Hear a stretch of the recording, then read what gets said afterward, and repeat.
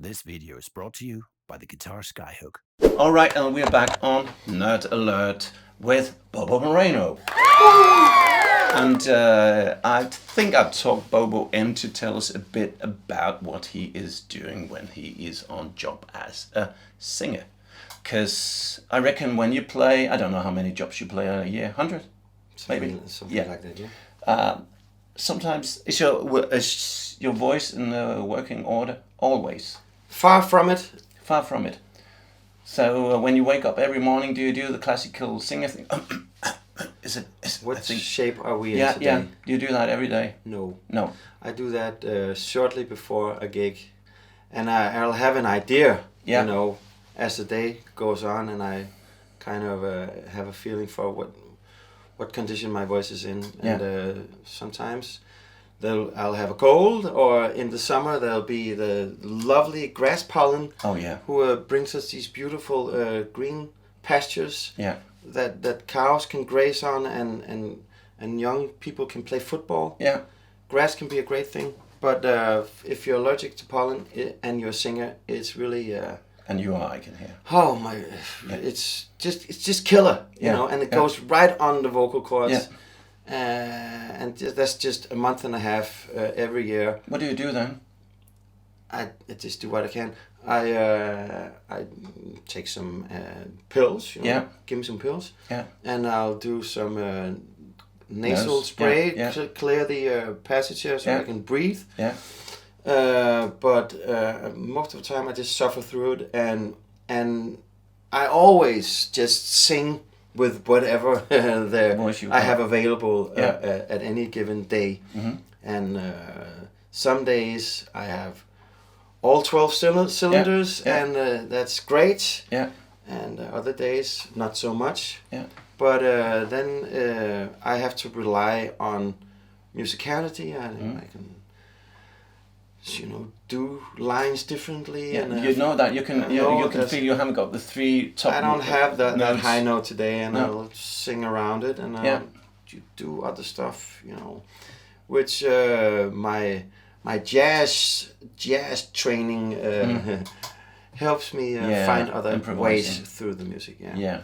So, but I don't have a lot of tricks on how to warm up. I have an app. Yeah. That I bought. I think it's called Warm Me Up. Yeah. And I'll leave a link in the description below. Well, it's quite good. It has a singer and some scales and some what do you call that? Little voice trainings. Yeah. That you gradually warm up, and you can set the how many minutes you want to do, and sometimes I do that. But it's taking me a while to find out that I can't go all in on the warm up, because then a lot of what will happen a lot of times is then when I get to actually go on stage, I don't have voice for it. No. So I have to take it lightly. I have to hold back a little bit, but just so that my voice gets warm. And most of the times when I go on with a voice that's not quite there, as the concert progresses, my voice will warm up, and by the end of the song I can be very tired and low on energy, but by the end of the gig I'm just all the way up there. Yeah. So sometimes I wish I could do a gig before the gig. Oh, because then I'd be perfect. Then I'd be ready, you know. Yeah. I heard that Michael Jackson, whenever he was going to do anything in the studio, he'd show up an hour early, and then just go through the warm up, and so when it came time to record it, he didn't have to waste time getting warm in the studio. Just ready to go. That's professionalism, and I don't have that level of professionalism. Do you warm in the car on the way to the job? I can do that. Yeah. Sometimes I'll take it more seriously with the voice, all depending on the type of songs that I do.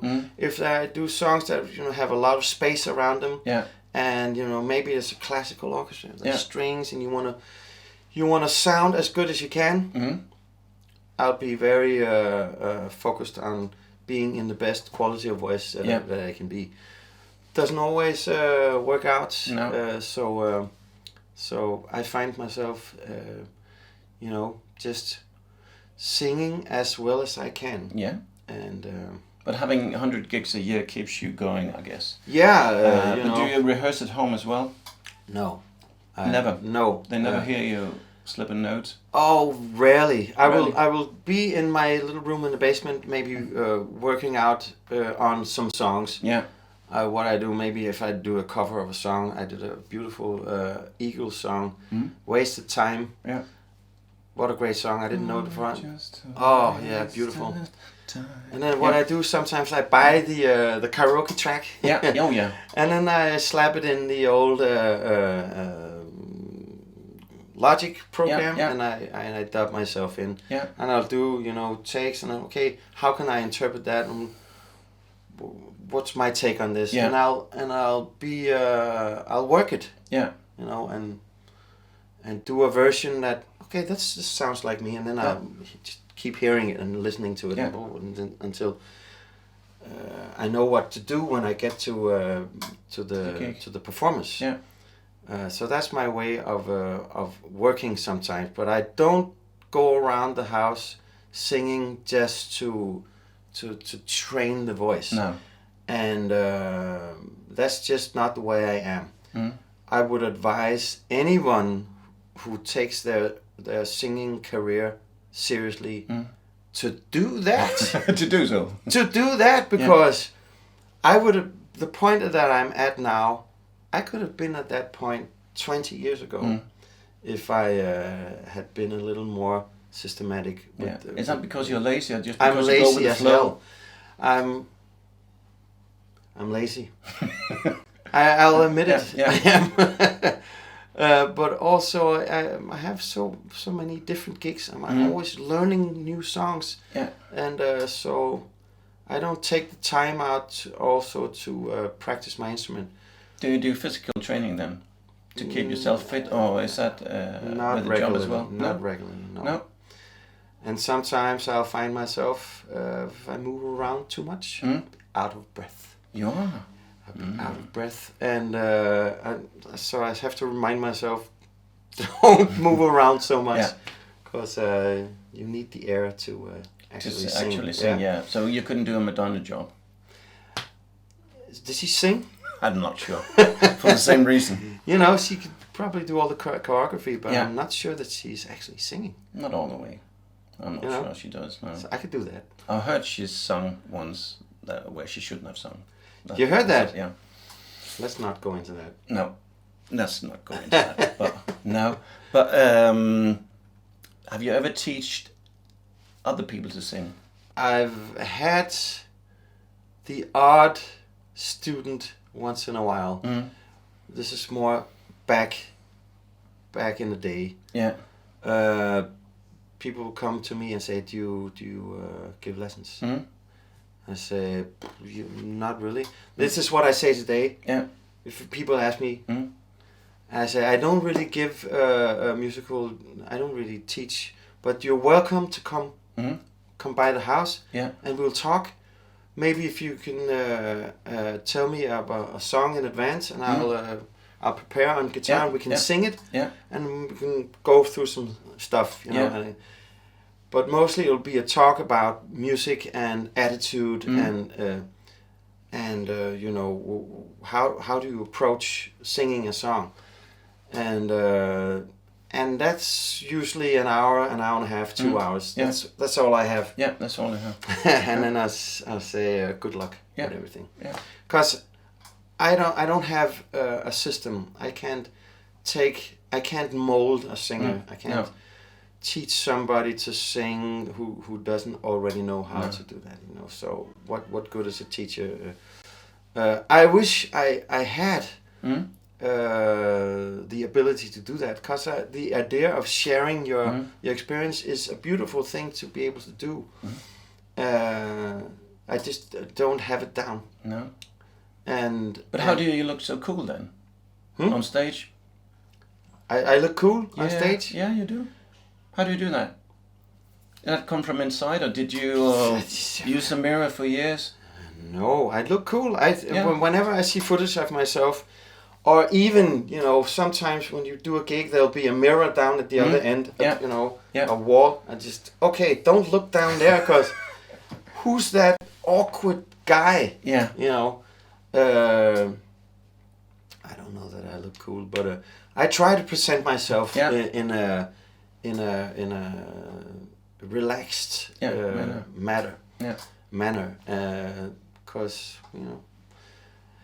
And what I would like to be better at is connecting with the audience. You know, I kind of, when I look at the audience, my eyes kind of blur. You know, I don't make eye contact. I just I project. You know, but I don't know. Maybe the audience will see it in another way. They probably experience. Oh, wow, he's really connecting. But I try to have a presence on stage because you have to have a presence. It can be an introvert presence, but it has to be a strong expression nevertheless. You know, you can be an intense performer and look at your shoes all the time. Yeah, and people can have an experience from that. Yeah, but you have to put it all in the music. Yeah. I prefer artists who engage with an audience. I saw Willie Nelson in concert. Yeah.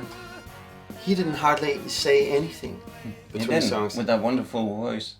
He hardly said a word. I think he said good evening and thank you. And thank you. And then no extra songs. With his accent, And but he's Willie Nelson, and the songs were beautiful, and the band, it was a great experience nevertheless.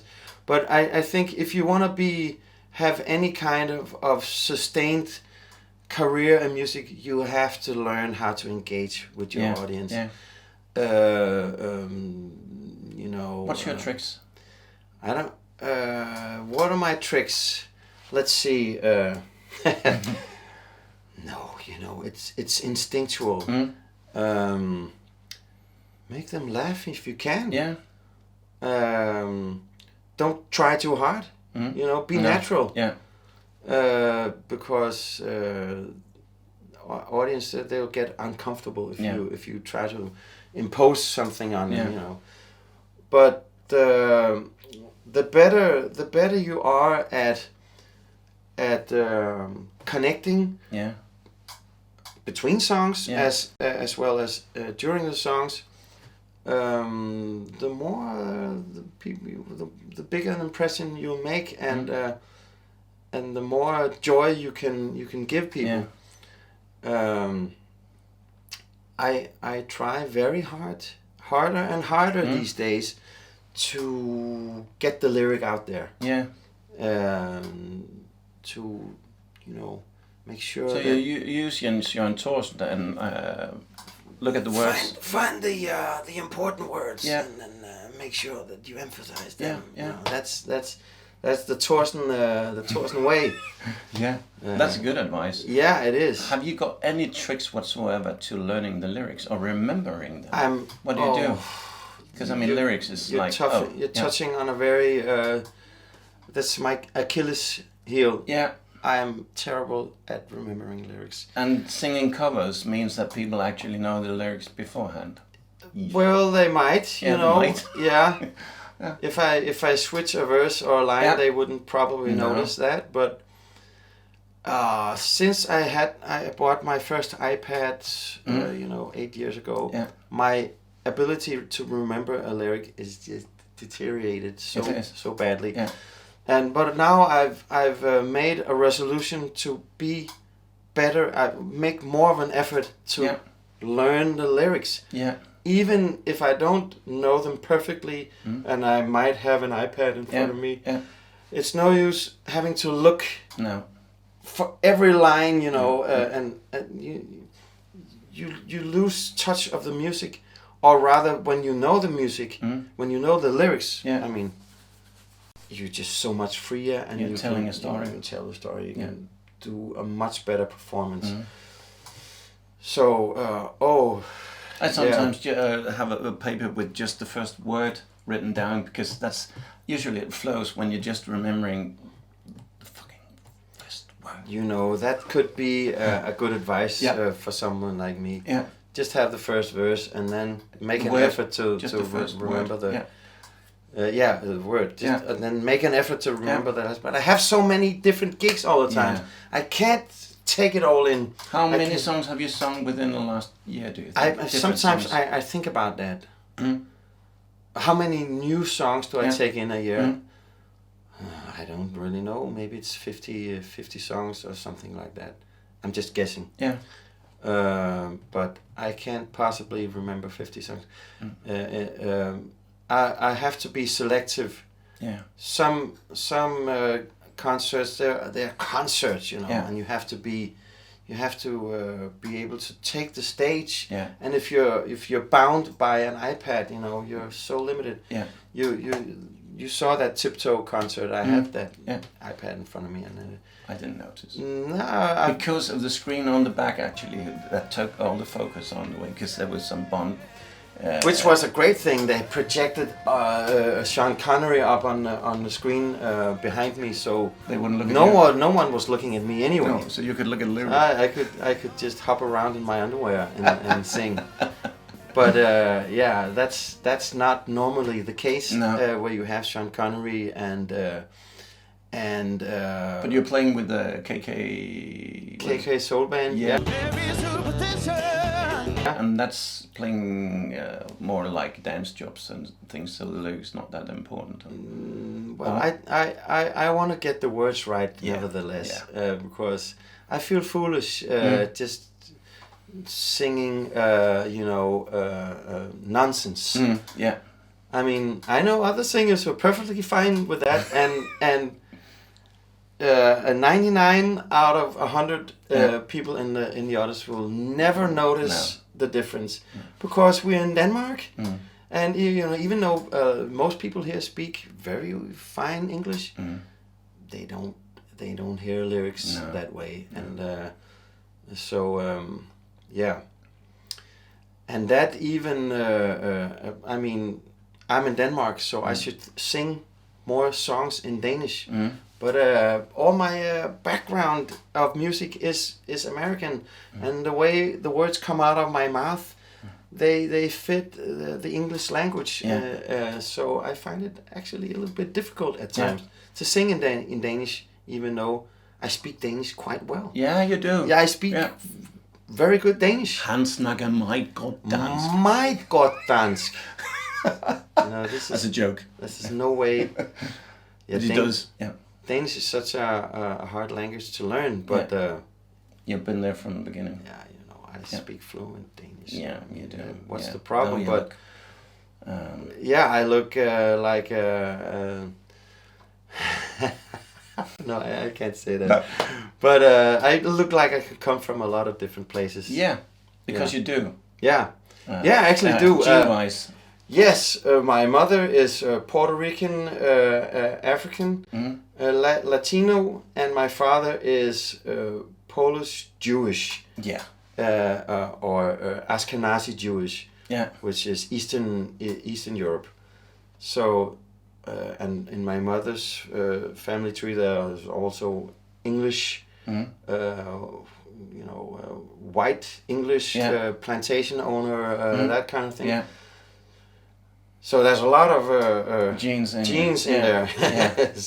I'd like to find out just exactly what I'm made of, but we'll find out.